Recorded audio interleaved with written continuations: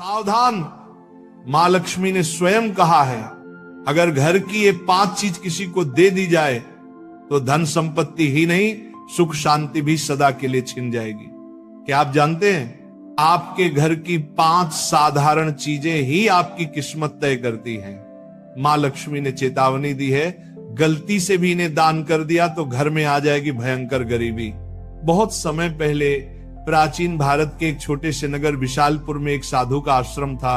वहां दूर दूर से लोग आकर आध्यात्मिक शिक्षा प्राप्त करते थे। नगरवासी साधु को आचार्य देव कहते थे, क्योंकि वे केवल भिक्षा लेकर जीवन व्यतीत नहीं करते थे, बल्कि लोगों को सही जीवन जीने की राह भी दिखाते थे। विशालपुर नगर समृद्ध था, लोगों के घर धन धान्य गहनों और रत्नों से भरे रहते थे। नगरवासी मानते थे कि ये सब माता लक्ष्मी की कृपा से ही है। नगर के बीचों बीच माता लक्ष्मी का एक भव्य मंदिर था। रोज शाम को वहां दीपक जलाए जाते, घंटियों की ध्वनि गूंजती और पूरा वातावरण श्री ह्रीं श्री महालक्ष्मी नमः के मंत्रों से पवित्र हो जाता। लेकिन एक परिवार ऐसा भी था जो नगर में सबसे समृद्ध होने के बावजूद धीरे धीरे कंगाल होने की ओर बढ़ रहा था। यह परिवार था वसुदेव जी का। वसुदेव जी नगर के सबसे बड़े व्यापारी थे। उनके पास सोने चांदी के ढेर थे, नौकर चाकर थे और अनाज के कोठार भरे रहते थे। फिर भी कुछ वर्षों के भीतर उनका घर वीरान होने लगा। धन की जगह कर्ज बढ़ने लगा, नौकर छोड़कर जाने लगे और घर में अशांति फैल गई। लोग हैरान थे कि ऐसा क्यों हो रहा है, आखिर माता लक्ष्मी की कृपा एक समृद्ध घर से क्यों उठ गई। वसुदेव जी भी परेशान थे। एक रात वे चिंतित होकर सो रहे थे, तभी उन्हें एक स्वप्न आया। स्वप्न में माता लक्ष्मी प्रकट हुई। उनके मुखमंडल से दिव्य आभा निकल रही थी। 4 हाथों में कमल, शंख, गदा और सोने के सिक्कों की वर्षा करने वाला पात्र था। उनकी मुस्कान शांति और कृपा से भरी थी, लेकिन आंखों में एक कठोर सत्य छिपा था। माता बोली, वसुदेव, तुम दुखी क्यों हो? क्या तुम्हें याद नहीं कि धन की रक्षा करना भी एक तपस्या है? तुमने अपने घर की 5 पवित्र वस्तुएं बार बार दूसरों को देकर मेरे निवास को अशुद्ध कर दिया, इसलिए मैं तुम्हारे घर से विदा हो गई। वसुदेव ने हाथ जोड़कर कहा, मां, मुझे क्षमा करें। कृपया मुझे बताइए कि वे 5 वस्तुएं कौन सी हैं जिन्हें देने से घर में गरीबी आती है। माता ने कहा, यह रहस्य मैं बताऊंगी, परंतु ध्यान रहे, ये केवल तुम्हारे लिए नहीं बल्कि पूरे नगर और संसार के लिए शिक्षा है। 5 वस्तुएं कभी भूलकर भी घर से बाहर नहीं देनी चाहिए, क्योंकि ये वस्तुएं मेरे निवास की जड़ें हैं। इन्हें खोने से घर निर्धन और अपवित्र हो जाता है। इतना कहकर माता अदृश्य हो गईं। वसुदेव घबराकर उठ गए। उनका शरीर पसीने से तरबतर था। अगले दिन वे भागते हुए आचार्य देव के आश्रम पहुंचे और सारी घटना सुनाई। आचार्य देव ने शांत होकर कहा, वसुदेव, ये कोई साधारण सपना नहीं है, ये स्वयं लक्ष्मी का आदेश है। अब तुम्हें धैर्य रखना होगा। माता लक्ष्मी ने जो 5 रहस्य बताए हैं, उन्हें समझने के लिए तुम्हें एक आध्यात्मिक यात्रा करनी होगी, तभी तुम्हें सच्चा उत्तर मिलेगा।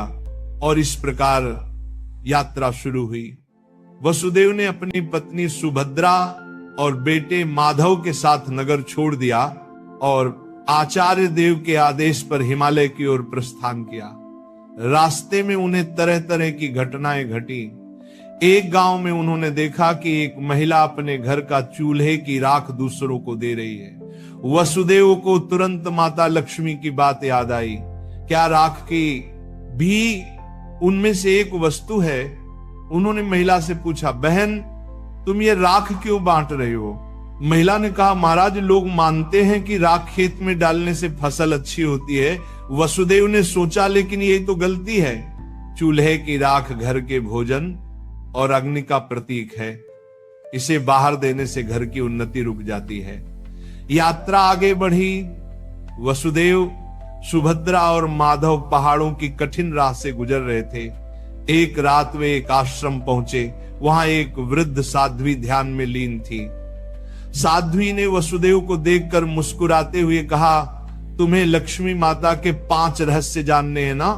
ध्यान से सुनो। ये पहली वस्तु है चूल्हे की राख। इसे किसी को मत दो, ये घर की लक्ष्मी को बाहर कर देती है। वसुदेव ने प्रणाम किया और रहस्य को याद कर लिया। दूसरे दिन वे आगे बढ़े। एक गांव में देखा कि लोग अपने घर से झाड़ू निकालकर दूसरों को दे रहे। वसुदेव ने आश्चर्य से पूछा, तुम लोग ऐसा क्यों करते हो? एक युवक बोला, हम मानते हैं कि पुराना झाड़ू देने से दरिद्रता चली जाती है। लेकिन तभी आकाश में गड़गड़ाहट हुई, जैसे स्वयं माता लक्ष्मी बोल रही हो, मूर्खों, झाड़ू लक्ष्मी का निवास है। ये घर की स्वच्छता और समृद्धि का प्रतीक है। इसे बाहर देने से लक्ष्मी घर से चली जाती है। वसुदेव को दूसरी वस्तु का भी रहस्य मिल गया, झाड़ू। तीसरा रहस्य उन्हें एक कुटिया में मिला। वहां एक वृद्ध साधक बैठे थे। उनके सामने दीपक जल रहा था। साधक ने कहा, बेटा, घर का जलता हुआ दीपक या उससे जली हुई लौ कभी किसी को मत दो। ये घर की ज्योति और आयु का प्रतीक है। इसे देने से सुख शांति चली जाती है। वसुदेव ने तीसरी वस्तु भी जान ली। आगे चलते चलते वे एक गांव पहुंचे। वहां एक परिवार ने अपने घर का नमक पड़ोसियों को उधार दिया। उसी रात उस परिवार के यहां कलह मच गई। साध्वी ने समझाया, नमक रिश्तों की मिठास और स्थिरता का प्रतीक है। घर का नमक देना लक्ष्मी को अपमानित करना है। अब वसुदेव को चौथी वस्तु भी मिल गई, नमक। अंततः हिमालय के पास एक गुफा में तप करते एक योगी ने अंतिम रहस्य बताया। योगी बोले, वसुदेव, 5वीं वस्तु है कपड़े का कोना या पल्लू। महिलाएं अक्सर पुराने कपड़े का पल्लू काट कर दे देती हैं, लेकिन यही स्त्री की लक्ष्मी और घर की मर्यादा का प्रतीक है। इसे देना घर के भाग्य को काटना है। अब 5 वस्तुएं स्पष्ट थी। पहला, चूल्हे की राख। दूसरा, झाड़ू। तीसरा, जलता दीपक। चौथा, नमक। 5वां, कपड़े का कोना। वसुदेव ने कृतज्ञ होकर योगी को प्रणाम किया। अब 5 रहस्यों को जानकर वसुदेव अपनी पत्नी सुभद्रा और पुत्र माधव के साथ नगर की ओर लौटने लगे। रास्ते भर वे मन ही मन माता लक्ष्मी के उपदेशों को दोहराते रहे।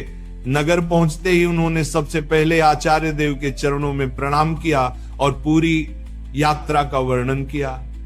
आचार्य देव ने मुस्कुराकर कहा, वसुदेव, तुम्हें अब सच्चा ज्ञान मिल गया है।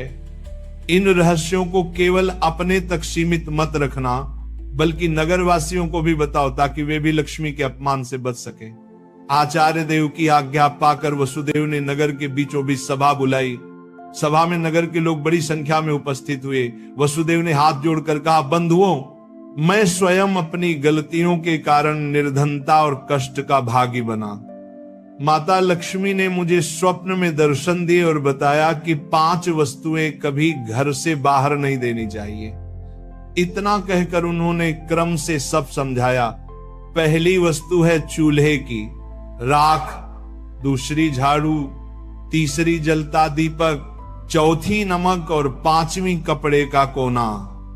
लोगों ने आश्चर्य और श्रद्धा से यह बातें सुनी। तभी आकाश में एक दिव्य प्रकाश फैला और माता लक्ष्मी स्वयं प्रकट हुई। उनके प्रकट होते ही वातावरण में सुगंध फैल गई।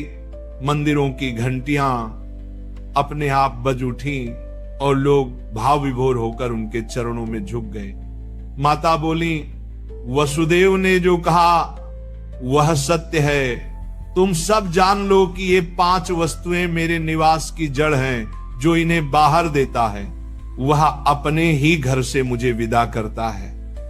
ये कहते ही माता ने वसुदेव के घर की ओर हाथ उठाया और देखते ही देखते उनके घर में फिर से समृद्धि लौट आई। कोठार भर गए, नौकर लौट आए और पूरे घर में शांति का वास हो गया। नगर के लोग ये चमत्कार देखकर स्तब्ध रह गए और माता लक्ष्मी के जयकारे करने लगे। नगर में अब यह शिक्षा फैल गई कि कोई भी व्यक्ति घर की 5 वस्तुएं बाहर न दे। लोग अपने घरों में सावधानी रखने लगे। पहले जो लोग अंधविश्वास में पड़कर झाड़ू, राख, नमक या दीपक दूसरों को दे देते थे, उन्होंने ये सब बंद कर दिया।